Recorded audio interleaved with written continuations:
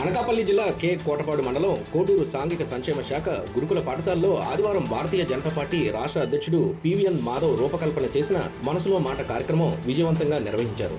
భారత ప్రధాని నరేంద్ర మోడీ 2014లో విద్యార్థుల చైతన్యం తెచ్చేందుకు రూపకల్పన చేసిన మన్ కీ బాత్ కార్యక్రమానికి అనుబంధంగా ఆంధ్రప్రదేశ్ రాష్ట్ర బీజేపీ అధ్యక్షుడిగా ఎన్నికైన నాటి నుండి పివిఎన్ మాధవ్ ఆంధ్రప్రదేశ్లో మనసులో మాట పేరుతో రూపుదిద్దుకున్న ఈ కార్యక్రమం కోటపాడులో 135వ ఎపిసోడ్కు అనూహ్య స్పందన లభించింది. మోడీ మనసులో మాటగా రూపొందిన ఈ కార్యక్రమంలో జిల్లా ఎస్పీ మోర్చా అధ్యక్షుడు గొట్టివాడ సామ్రాట్ కుమార్ సారథ్యం వహించారు. ఈ సందర్భంగా విద్యార్థులకు వివిధ అంశాలపైన అవగాహన కల్పించాలని ఏర్పాటు చేసిన ఈ సదస్సులో 120 మంది విద్యార్థులు పోటీ పడగా అందులో 7గురిని ఎంపిక చేశారు. అందులో మొదటి, 2వ, 3వ స్థానంలో నిలిచిన సాత్విక్, రేవంత్, నిహాల్ అనే విద్యార్థులకు ఘనంగా సత్కరించారు. ఈ విధంగా జిల్లా వ్యాప్తంగా మనసులో మాట కార్యక్రమంలో ప్రతిభ కనబరించిన విద్యార్థులకు విజ్ఞాన యాత్రలకు బీజేపీ నేతలు తీసుకువెళ్తారని సామ్రాట్ జై భారత్ ఛానల్ ప్రతినిధికి చెప్పారు.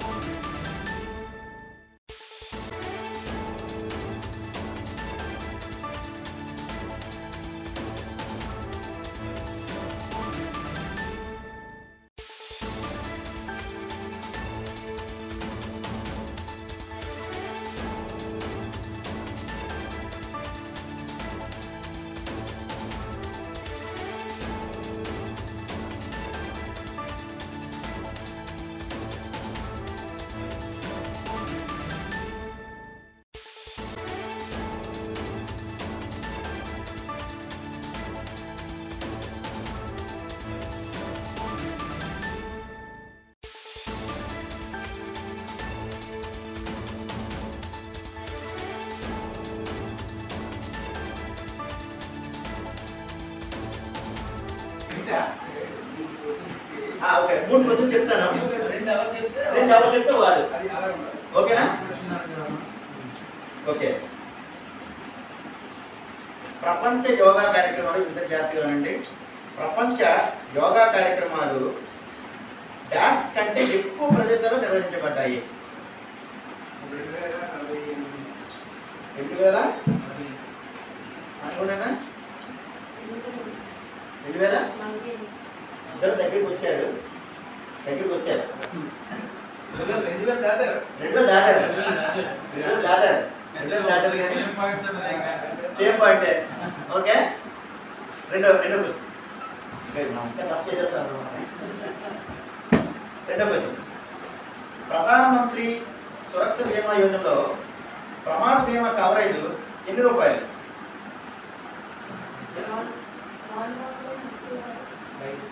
కాదు, జాతీయ వినండి. ఇందాక నాన్న మీరు ఎవరు చెప్పకూడదు, దయచేసి మీరు ఎవరు చెప్పకూడదు. ప్రధానమంత్రి సురక్ష బీమా యోజనలో ప్రమాద బీమా కవరేజ్ అంటే ఇందాక మనం చెప్పాడు, 20 రూపాయలు మనం కట్టాలి కదా, ఎంత అమౌంట్ వస్తుంది? మీరు ఎవరు చెప్పకూడదు, దయచేసి చెప్పండి. ఇన్సూరెన్స్ అమౌంట్ కవరేజ్ ఎంత వస్తుంది? కవరేజ్ ఎంత వస్తుంది చెప్పాలి. ఇన్సూరెన్స్ అమౌంట్ ఎంత వస్తుంది చెప్పండి. Right answer.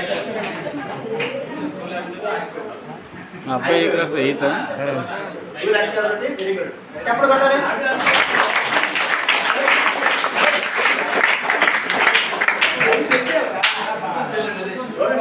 Last question. Last ball లో 6 కొట్టడం ఉంటుంది. 6 కొట్టే రన్నర్ అవుతుంది. దానికోసం ఆర్గ్యుమెంట్ లేదు కదా. మనోడు 2 లక్షలు చెప్పాడు. 20 రూపాయలు చెప్పాడు కదా. అది 20 రూపాయలు చెప్తున్నాడు. Okay, third question. నువ్వు కానీ ఆన్సర్ చెప్పారు మళ్ళీ టై అవుతుంది. లేదా విన్ అవుతుంది. హరితిరా పక్షి సంరక్షణ ఉద్యమానికి నాయకత్వం వహించిన జీవ శాస్త్రవేత్త పేరు?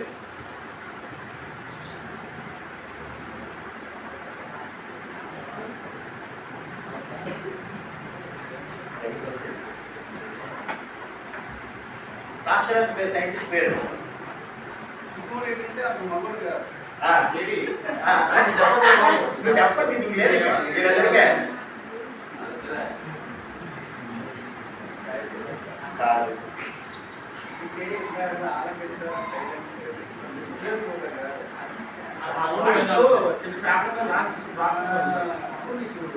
ఓకే, నెక్స్ట్ క్వశ్చన్ అడిగినా. Next question.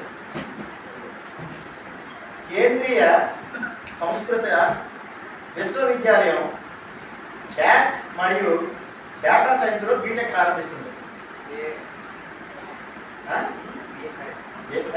Correct, right answer.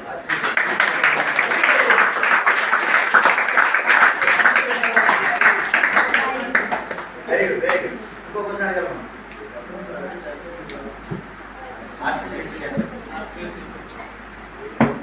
Okay, చెప్పండి. డొమినికన్ రిపబ్లిక్లో భారతీయ సంస్కృతిని ప్రచారం చేస్తున్న బృందం పేరు.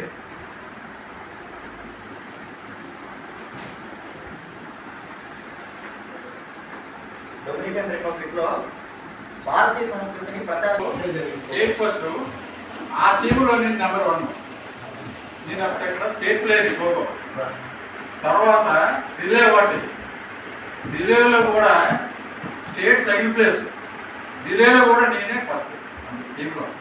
అంటే నాకు ఈ కోడూరు స్కూల్, ఈ పాఠశాల ఎప్పుడైనా సరే నేను ఏదైనా కార్యక్రమం వస్తే మాత్రం నేను మిస్ అవ్వకుండా వస్తామనంటే దానికి కారణం అయితే ఒకప్పుడు నేను ఎక్కడే చదువుకున్నాను.